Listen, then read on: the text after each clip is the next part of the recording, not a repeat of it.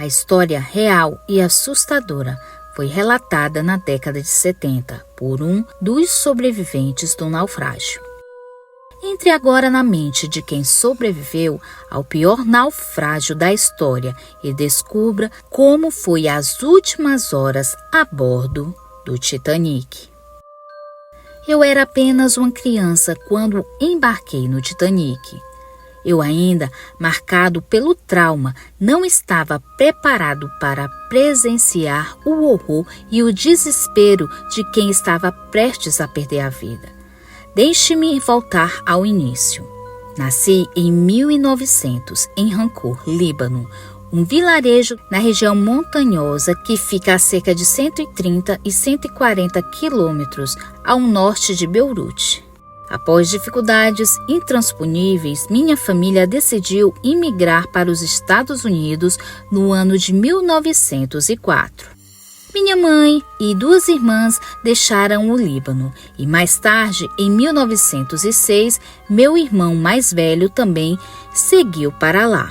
Em 1912, meu pai, minha irmã e eu finalmente completamos o ciclo de imigração para a família. Em março de 1912, viajamos de navio para a França. Enquanto estávamos lá, reservamos passagem no Titanic para irmos a Nova York em uma viagem de estreia. A data da viagem era 10 de abril de 1912. Meu pai ficou na França, não passou no exame médico requerido por causa de uma infecção nos olhos, e aquilo certamente seria a sua salvação. Minha irmã tinha 14 anos e eu tinha apenas 12 quando embarcamos no Titanic. Ficamos tristes de deixar o pai para trás, mas estávamos emocionados de estar a bordo do RMS Titanic, o maior, mais rápido e mais luxuoso navio da época. O curioso é que alguém havia dito que nem mesmo Deus conseguiria afundar aquele navio. Haviam mais ou menos 2.200 pessoas a bordo, incluindo algumas pessoas mais ricas e influentes da época. Muitos estavam no Titanic para celebrar sua viagem de estreia. A velocidade do navio era maior do que imaginávamos. A chegada a Nova York estava prevista para quarta-feira, 17 de abril. As águas estavam calmas e o clima estava muito frio, como esperado para a época daquele ano. O navio parecia um hotel gigantesco flutuando sobre o Atlântico. Tudo era tão luxuoso e grandioso que chegava até a assustar. Para um garoto do Líbano, aquilo era intimidamente e inimaginável. Enquanto o navio cortava o Atlântico impassível, nada indicava o desastre que se avizinhava. Estávamos na 3ª classe, mas fizemos amizade com um casal de meia-idade, talvez por pena de 2 crianças sozinhas em um navio daquele porte. Esse casal nos convidou à mesa e durante os dias seguintes, eles nos levaram para conhecer praticamente o navio todo. Os primeiros dias de navegação, todas as promessas daquela experiência foram superadas. Os jantares requintados eram preenchidos com música clássica e conversa animada. O vento batia no rosto, enquanto a lua iluminava a imersão do mar. Era como flutuar em um céu particular. No domingo 14 de abril, no 5º dia no mar, o tempo ficou especificamente frio, tão intensamente frio que não havia muitas pessoas no convés superior do navio. Ouvimos dizer que havia sido emitido alerta sobre icebergs naquela área, mas não se esperava avistar nenhuma em nossa rota. Portanto, o Titanic manteve sua velocidade máxima. Entretanto, o comandante do Califórnia, outro navio que estava no Atlântico Norte, alertou novamente via rádio ao comandante do Titanic sobre possíveis icebergs em nossa rota. Neste momento, todos os desastres poderiam ter sido evitados, bastando um leve desvio de rota. Seguiríamos a viagem sem nunca imaginar que passamos tão perto de uma gigantesca pedra de gelo. Mas a tripulação do Titanic estava confiante de que a embarcação mais poderosa criada pelo homem até então jamais sucumbiria a qualquer obstáculo. E assim, o aviso do Califórnia foi ignorado. O excesso de confiança do comandante Smith entraria tragicamente para a história. Naquela noite gelada após o jantar, a multidão lentamente se recolheu. Nós já estávamos dormindo em nossa cabine. Isso era aproximadamente 23h45. Minha irmã e eu acordamos de repente com o som de um golpe surdo. Ela estava no beliche de cima e despertou assustada, dizendo que havia algo errado. A colisão com o iceberg foi praticamente um golpe surdo, quase que imperceptível, mas desencadeou uma série de eventos catastróficos. A água gelada avançava implacavelmente, inundando lentamente os corredores intermináveis dos andares inferiores do Titanic. O pânico se alastrou entre os passageiros, enquanto os oficiais, atônitos, pareciam não acreditar naquilo que estava acontecendo. Nós ainda estávamos na cabine. Eu não fazia ideia do caos que iria presenciar. Eu disse à minha irmã, sonolento: "Você se preocupa demais." Mas antes que eu pegasse no sono novamente, o marido do casal, com quem havíamos conversado longamente durante os dias anteriores e de que, certo modo, havia assumido o papel paterno durante a viagem, veio à nossa cabine e disse claramente: "Crianças, saiam já da cabine e subam ao convés superior. Não se preocupem em levar sua bagagem agora, apenas subam." Nossas passagens eram de terceira classe, o que significava que nós só podíamos ir até o convés da segunda classe. Os da segunda e terceira classe não podiam ultrapassar um portão vigiado de cada acesso ao convés superior da primeira classe. Enquanto todos estávamos tentando entender todo o panorama, ouvimos pessoas gritando e chorando. A expressão no rosto dos tripulantes também era de pavor. Naquele momento, minha irmã e eu nos olhamos e tivemos a terrível constatação de que o navio estava irremediavelmente afundando. O senhor que havia nos chamado na cabine surgiu com sua esposa entre a multidão e disse que precisaríamos subir até a primeira classe e tentar embarcar em um dos botes salva-vidas.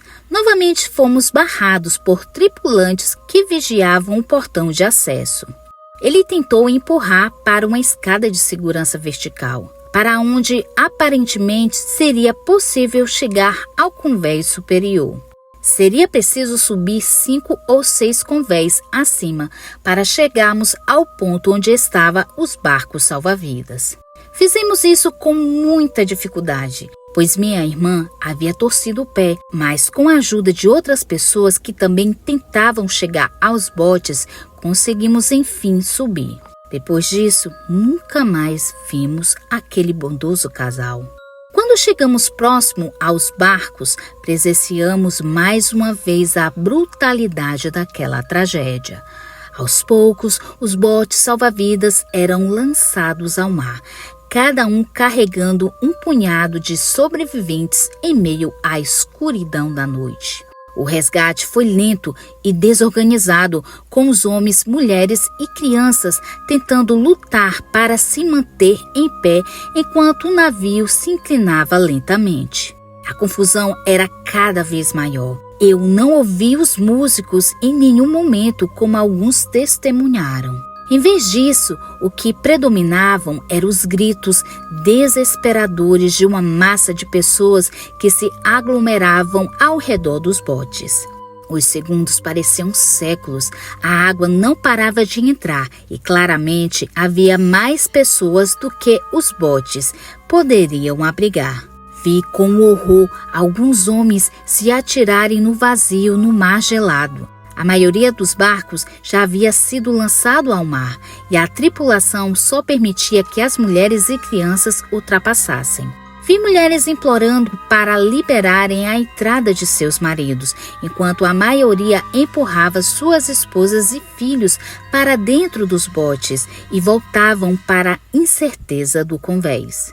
Em meio ao caos e histeria em massa, estávamos eu e minha irmã, duas crianças imigrantes que não sabiam falar o básico do inglês, terrivelmente assustadas, chorando e procurando ajuda. O último barco salva-vidas estava sendo lotado quando um homem de meia idade que estava com sua esposa grávida a ajudou a entrar no barco salva-vidas. Então ele olhou para o convés e viu a aglomeração pedindo para entrar. Ele beijou a sua esposa na testa, despedindo-se dela, e ao redor, ao convés, agarrou a primeira pessoa que encontrou no caminho. Felizmente, eu estava no lugar certo e na hora certa. Ele me colocou no bote salva-vidas e eu gritei pela minha irmã, que havia ficado paralisada de terror. Com a ajuda dos outros, ela também foi empurrada para dentro. Quem era esse homem que certamente foi o responsável por termos conseguido desembarcar? Ficamos sabendo mais tarde que ele se chamava John Jacob Astor IV. Ele tinha então 48 anos e sua esposa Madeline, 19. Estavam viajando para os Estados Unidos porque queriam que seu filho nascesse lá. Muitas histórias foram escritas nos jornais contando como John Jacob Astor deu sua vida por um jovem imigrante. Com frio cortante dentro do bote, enquanto nos afastávamos do Titanic, pessoas choravam e outras pareciam incrédulas diante da cena de terror que acontecia bem diante de nossos olhos. O gigantesco navio sucumbia. Pude ver sua imponente figura ainda iluminada pelos últimos lampejos de luzes piscando e mergulhando lentamente na profundeza do oceano. O som das caldeiras explodindo, os gritos e lamentos somando às preces desesperadas inundavam nossas mentes de um modo permanente que nenhum de nós jamais seríamos capaz de esquecer. Ainda sem acreditar que nossos olhos estavam vendo o som mais devastador, revelaria o Titanic se partindo ao meio e mergulhando para sempre no oceano escuro e gelado. Passamos a noite inteira à deriva, nos botes sob o fraco brilho da lua. Vimos o mar de pessoas flutuando sobre os escombros, apenas esperando seu destino final. A tripulação remou o mais longe possível do navio, pois havia um temor de que o mar surgisse qualquer objeto próximo demais quando o navio fizesse seu mergulho final. Isso não aconteceu, tampouco houve grandes explosões como alguns pareciam que haveria. As águas estavam extraordinariamente calmas naquela noite e permaneceu assim. O Titanic afundou por volta das 2h20 da madrugada do dia 15 de abril de 1912. Vi o navio submergir até desaparecer completamente no oceano. No momento seguinte, ouvimos com tristeza e vozes gemendo de desespero ao longe. Eram as pessoas que haviam sido lançadas para o mar em uma última batalha pela vida. A hipotermia acabaria matando quase todas elas. Lentamente, aquelas vozes se dissiparam uma a uma e após alguns minutos, tudo o que restou foi silêncio absoluto. Ao descobrir que o navio estava na iminência de afundar, a tripulação do Titanic havia enviado um pedido de socorro por volta de meia-noite, que fora recebido pelo navio SS Carpathia, a uns 936 quilômetros de distância, rumo ao Gibraltar. Ao ser notificado o pedido de socorro, seu comandante ordenou inversão total da rota em direção ao ponto do naufrágio, onde chegaria às 4h30 da manhã. É triste imaginar que mais vidas poderiam ter sido salvas se outro navio não tivesse simplesmente ignorado os sinais. O SS Califórnia encontrava-se apenas a 32 quilômetros do local onde o Titanic havia afundado, mas uma sequência de eventos impediu que viesse em nosso socorro.